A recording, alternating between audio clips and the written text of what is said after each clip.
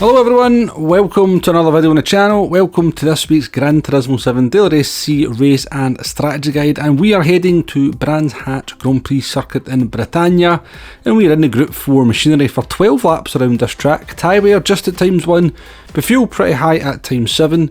We've got the racing medium and the racing hard tyre both available, but it's just those hard tyres that are mandatory. BOP is on, and since update 1.19 where we've got the low, medium and high speed BOPs, this is a medium speed BOP. Damage is light, it's a formation start, and slipstream is real. And so for the first time in what seems an age, PD have actually given me some work to do in terms of putting this video together, because there is two very viable strategies for this one. Now before we move on to those strategies, let's talk about the car that we are going to test in, and that is the Renault Megane Trophy. Now the reason for picking this car is back in the GT Sport days, this car was always very competitive around this track. Brands Hatch Grand Prix circuit is a track that needs a car that's very good in the medium to high speed corners. There's no big straights here, so horsepower doesn't really play too big of a part, and yeah, the Renault Megane Trophy was very good in GT Sport, and it's very much carried that legacy on to Gran Turismo 7.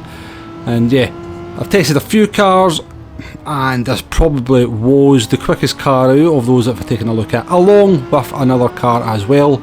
And it's also very good on fuel, and saving a little bit of fuel is going to be necessary at this one. So as far as the strategy is concerned, there's two strategies we're going to look at. We've got the one stop, which is going to be first, and then we'll move on to the no stop strategy. So for the one stop strategy, with tyre wear only being at ×1, you get the medium and hard tyres both available. Remember, just those hard tyres that are mandatory. But if you are going to do a one stop strategy using those medium tyres, then because there's such a low tyre wear and the fact that you're trying to take advantage of the pace of the mediums, you are going to do 11 laps on them. Now either you start in the mediums and then pit on lap 11 to do that one required lap on the hard tyres, or you start on the hard tyres, pit at the end of lap 1 and do the rest of the race on the mediums. And what your decision in regards to that is very much going to depend on a number of things, but primarily it's going to be on where you've qualified. If you're at the front, you're probably going to start in the mediums and do the hard tyre lap at the end. If you're at the back of the grid, you're going to start in the hard tyres, pit at the end of lap 1 and do the rest of the race on the medium tyres. In our test example here, we've started on the medium tyres, we're on to lap 11 now. We're going to come into the pit lane, and we can take a look at that pit loss and discuss the fuel a little bit more. Now before we get to that, as you come into the pit lane in Brands Hatch, do be very careful. I'm going to slow the footage down here. You've got this kind of little right hand turn. Now you can take a fair chunk off that white line there without picking up a penalty, and also be very careful not to clip either of these barriers, as it can see you facing either of those barriers in a little bit of an Austin Powers moment. Been there, done that, got the t-shirt, swore I'd never talk about it again, but I guess I forgot to remind myself of that before we made this video. Anyway, pit stop is made. When it's all said and done, you will lose 11.4 seconds changing your tyres.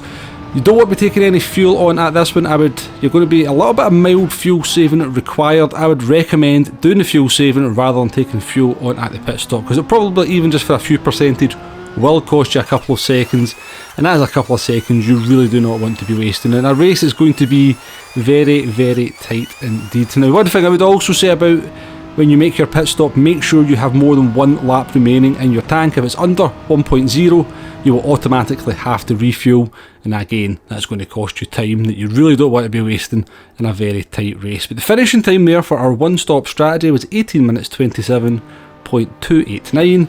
And that's the numbers we are going to compare to our next strategy, which is the no stopper. So pretty much self-explanatory, the no stopper.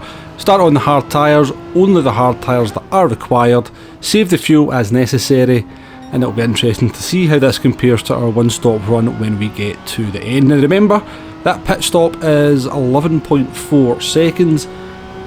It's around about, a second per lap on the medium tyres. So from what I can see though, the medium tyres are not quite a second a lap quicker. They're around about 0.8 to a second a lap quicker on average. So you can already see that that's going to be fairly close. Now one thing I will point out before we get to the finishing results is that I don't think we were quite on top of the car and track combination for the first run on the one stopper. We're definitely a little bit more comfortable when it came to doing this no stopper, which we did immediately after the one stopper. So I think there was definitely, when you're going to see the difference in the time in the two strategies here, I don't think it's going to tell the full story, because we probably weren't quite up to speed on the first run. But let's see how they compare it as we come over at the start finish line here to complete the no stop run. 18:27.3 was the finishing time for the one stopper, and our no stopper finishing time was 18 minutes 22.3, around about 4.9 seconds quicker. Now, as I said, I don't think that quite tells the full story. I actually jumped in and did some further testing. Just did a couple of 6-lap runs, one on the no stopper, one on the medium, one on the hard tyre, and then did some basic calculations, and I'm going to pretty much sit on the fence for this one, because I think both strategies are pretty much within around about a second of each other. They'll be very, very close, very much within the margin of error, so it's very, very difficult for me to recommend one over the other. What I can do though is maybe outline some circumstances in which one strategy may well have the advantage over the other. I think starting on the hard tyre pretty much gives you that option at the beginning of the race to go for either strategy. If you start in the medium tyre, you're locked in to doing 11 laps on the medium tyres and then the hard tyre lap at the end. If you start in a hard tyre, you can see how that first lap unfolds. If it's total chaos that's going on, then possibly that's going to dictate what you do at the end of lap 1. Do you pit and put on the medium tyres, or do you stay out and do the no stopper? So, as I said, very, very difficult for me to recommend one strategy over the other. It's very much going to depend on race circumstances, and that's, for me, going to lead to a very interesting week of racing, hopefully.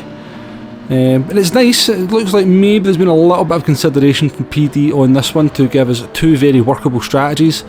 I think, starting on a hard tyre just gives you that option of either doing the no stop or doing the one stop, depending on that how that first lap unfolds. We all know how first laps can unfold in very, very different ways. You can set the tone for the race. There is no two doubts about that. Now, before we move on to a lap guide, I think that's enough of the strategy.